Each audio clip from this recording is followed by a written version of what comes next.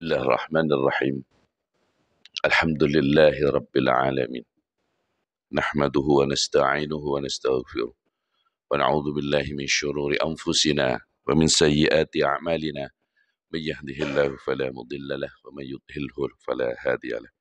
Asyhadu an la ilaha illallah wa asyhadu anna Muhammadan 'abduhu wa rasuluh. Allahumma salli wa sallim wa barik ala nabiyyina Muhammad wa ala alihi wa sahbihi ajma'in, amma ba'd. Ma'asyiral muslimin jamaah salat subuh yang dimuliakan Allah. Alhamdulillah, Allah masih menganugerahkan kita ketenangan, kedamaian, keamanan, dan kemudahan untuk melangkahkan kaki, memenuhi panggilannya, menjalankan ibadah, menghambakan diri hanya kepadanya. Duka yang mendalam kita rasakan mendengar kisah dan berita mengenai bencana gempa bumi yang melanda saudara kita di Cianjur, Jawa Barat. Besar, kecil, laki-laki maupun perempuan menjadi korban dari musibah ini. Ada yang meninggal, terakhir update-nya 300-an lebih sudah. Ribuan luka dan lebih banyak lagi yang mengungsi karena kehilangan rumah. Santri-santri kehilangan gedung pesantrennya, masjid-masjid roboh, dan berbagai kengerian yang kalau kita bayangkan itu terjadi pada kita, di perumahan kita, di kampung, desa, dan kabupaten kita. Ma'asyiral muslimin jamaah salat subuh yang dimuliakan Allah. Dikisahkan Nabi Musa alaihissalam satu saat menggerutu.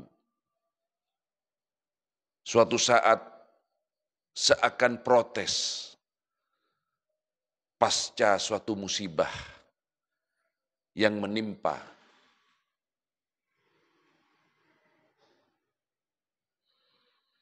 Karena musibah itu menimpa semuanya. Menimpa baik orang yang saleh maupun orang yang toleh. Toleh lawan dari kata saleh. Nabi Musa menggerutu, protes kepada Allah. Setelah lelah menggerutu, maka sejenak Nabi Musa memutuskan istirahat dengan berteduh di bawah sebuah pohon.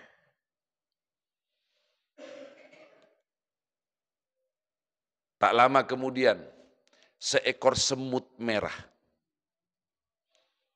menjatuhi badan Nabi Musa dan menggigit kulitnya. Semut merah itu yang biasa ada di pohon mangga, semisalnya.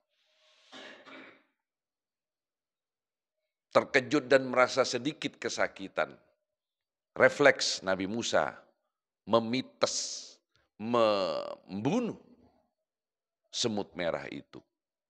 Tetapi tak berhenti di situ, jamaah sekalian. Nabi Musa mencari asal dari mana semut itu. Dan setelah ketemu yang namanya sarang dari semut merah itu, maka dibakar pula keseluruhan sarang semut merah itu.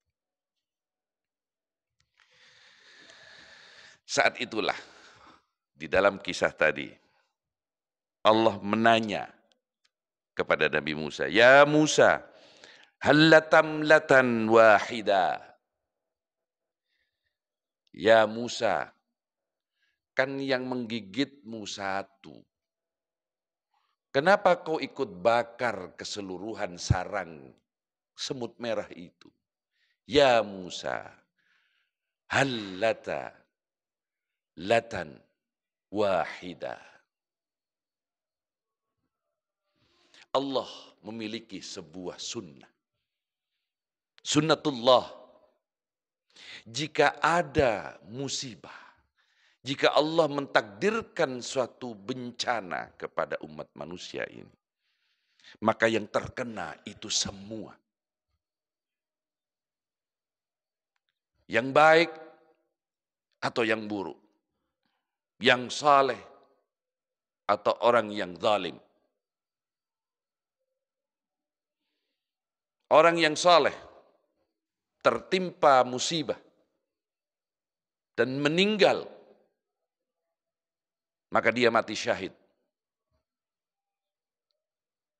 Yang tidak saleh, dia mati sangit. Itulah sunnatullah. Qala Allah Ta'ala fi kitabil karim. Di dalam surat Al-Anfal 25. Wattaqu fitnatan la tusibanna alladhina zalamu minkum khassah. Wa'lamu annallaha syadidul iqab. Dan bertakwalah. Dan takutlah. Dan peliharalah dirimu dari siksa yang tidak hanya menimpa orang-orang yang zalim. Dan ketahuilah bahwa Allah maha keras siksanya. Masya Allah. Masyiral muslimin, jamaah salat subuh yang dimuliakan Allah. Permisalan yang paling gampang. Misalnya, bencana apapun, gempa, banjir, tanah longsor, tsunami, apapun. Puting beliung, angin yang sangat kencang. Menurut ayat ini yang kita katakan logika langit. Seandainya dalam kisah perjalanan hidup manusia tak ada satu musibah pun sebagaimana yang kita selalu minta kepada Allah. Jangan sampai ada musibah pada kita. Misalnya tidak ada musibah. Maka yang hobi maksiat akan tenang-tenang saja. Yang suka berlenggak-lenggok, menyanyi dangdut koplo, diselingi goyangan porno, akan tenang-tenang saja. Yang suka mencuri harta rakyat, akan tenang-tenang saja menikmati hasil kejahatannya. Orang yang gemar selingkuh misalnya, akan tenang-tenang saja. Merasa jauh dari apa yang diancam oleh Allah. Maka jika tidak ada musibah, itu yang akan terjadi. Hikmahnya demikian. Sebaliknya, jika musibah datang, maka orang yang soleh akan takut. Dan yang tidak soleh pun akan takut. Yang soleh bertambah dekat kepada Allah. Kita sering mendengar teriakan dan seruan orang-orang yang soleh. Ketika sedang sholat misalnya terjadi gempa dirasakan di dalam masjid. Maka yang khusyuk dan teguh imannya akan semakin khusyuk tidak bergerak. Tetapi yang mungkin sedikit tipis imannya akan berlompatan melarikan diri melindungi dirinya dari reruntuhan. Tapi lisannya akan meneriakkan nama Allah. Ya Allah, Allahu Akbar, la haula wa la quwata illa billah. Tetap ada ingat kepada Allah. Tetapi orang yang imannya tidak ada, ketika tertimpa musibah justru akan dijauhkan dari Allah.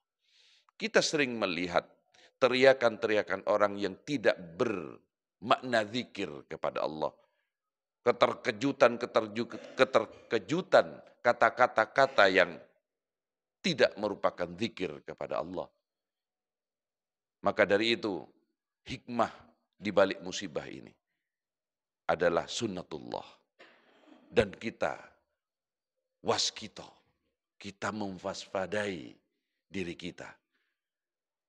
Apakah kita betul-betul orang yang beriman atau hanya sekedar pengakuan lisan yang tak bermakna di hadapan Allah? Disitulah Allah salah satunya ingin membuktikan.